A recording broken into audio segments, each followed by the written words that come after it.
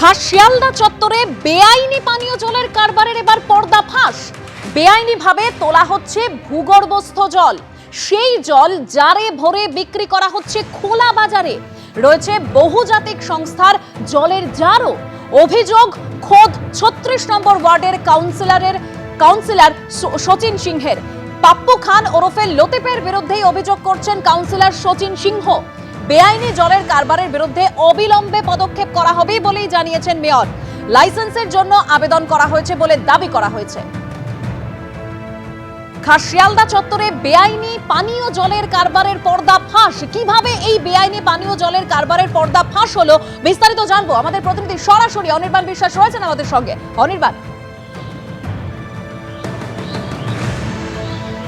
দেবস্মিতা, দেখো, গত 20 ডিসেম্বর কিন্তু কলকাতা পুরসভার মাসিক অধিবেশন ছিল এবং সেখানেই কিন্তু 36 নম্বর ওয়ার্ডের তৃণমূল কাউন্সিলর শচীন সিং তিনি অভিযোগ করেন যে গত প্রায় 7 বছর ধরে কিন্তু শিয়ালদা নর্থ রোডের হাজিপাড়াতে সেখানে কিন্তু কিছু মানুষ তারা কিন্তু অবৈধভাবে প্রায় 300 ফুট গভীর থেকে ভূগর্ভস্থ জল তুলে তা বাজারজাত করছে।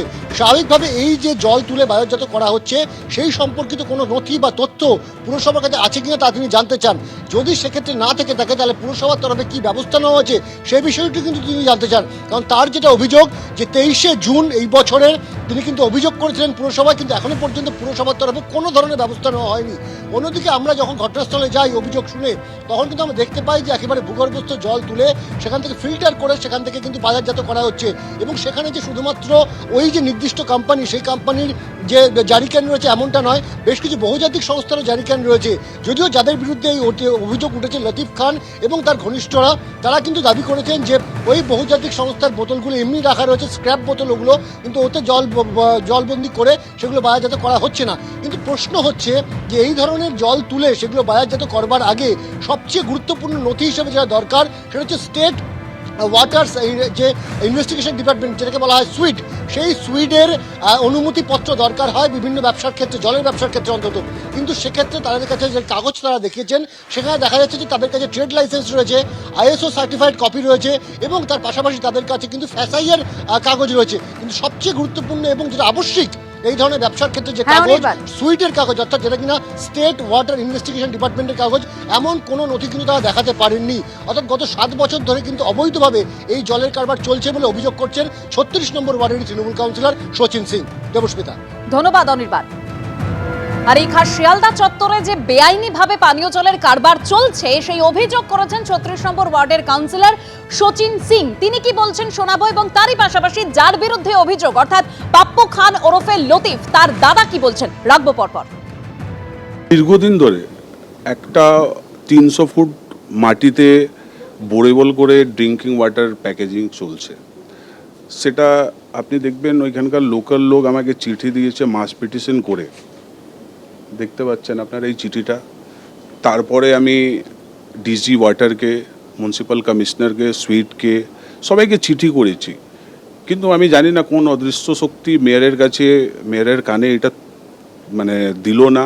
আমি যতদূর জানি আমাদের মেয়র সাহেব যদি উনি জানতে পারতেন এটা ইমিডিয়েট বন্ধ করে দিতেন, কিন্তু মেয়রের কাছে এই বিষয়টা পৌঁছাতে পারিনি। আমি সুইট ডে চিঠি করেছিলাম, সুইট থেকে আমার কাছে ফোনও এসেছিল কি এটা টোটালি अनऑथराइज्ड, तो এটা বন্ধ হওয়ার উচিত। स्वीट्स के लिए हम लोग ऑनलाइन अप्लाई किया है, वो भी लाइन में है। सचिन सिंह का खा पी के और कोई काम नहीं है। मेरा छोटा भाई MBA किया है, MBA करके हिंदुस्तान में नौकरी नहीं है। मोदी सरकार सबको पता है कि नौकरी खत्म कर दिया।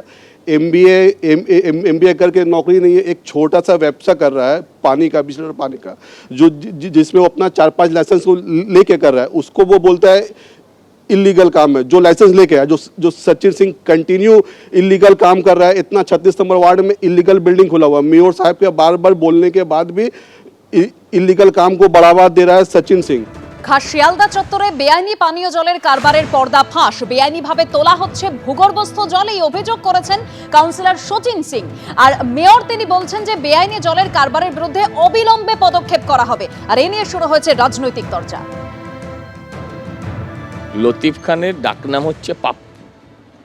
আমার পাশের ওয়ার্ড, তো আমি এদের সবাইকে চিনি। এরা সব তৃণমূল।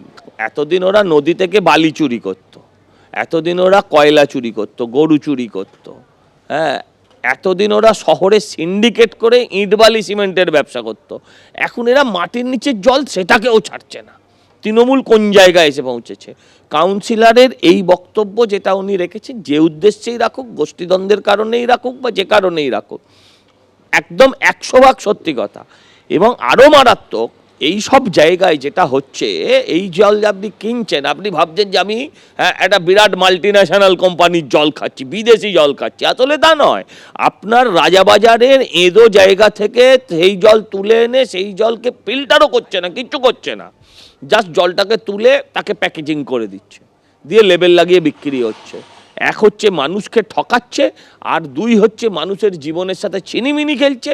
প্লাস হচ্ছে এই যে প্রাকৃতিক জল, যেটা আমরা বলি যে ভূগর্ভস্থ জলের লেভেল যে প্রতিদিন কমে যাচ্ছে, এই যে প্রতিদিন কমে যাওয়ার অন্যতম কারণও হচ্ছে তৃণমূল। মানে মাটির নিচের যা ছিল সব চুরি, ওপরে যা ছিল সব চুরি করা হয়ে গেছে, এবার এখন মাটির নিচেও ঢুকে পড়েছে। যদি ব্যবসার জন্য কেউ হয় যে ইলিগালি জল তুলছে উইদাউট এনি গভর্নমেন্ট অ্যাপ্রুভাল বা সোয়েটের অ্যাপ্রুভাল ছাড়া তুলছে, তাহলে ইট ইজ এ গ্রস, মানে ইট ইজ টোটালি ইলিগাল। সুতরাং এটা আমাদের ইমিডিয়েট সুইফটকে জানিয়ে, চেয়ারম্যান উনি এটা জানিয়ে ইমিডিয়েটলি অ্যাকশন নিয়ে আমাদের এটা কেটে ফেলতে হবে।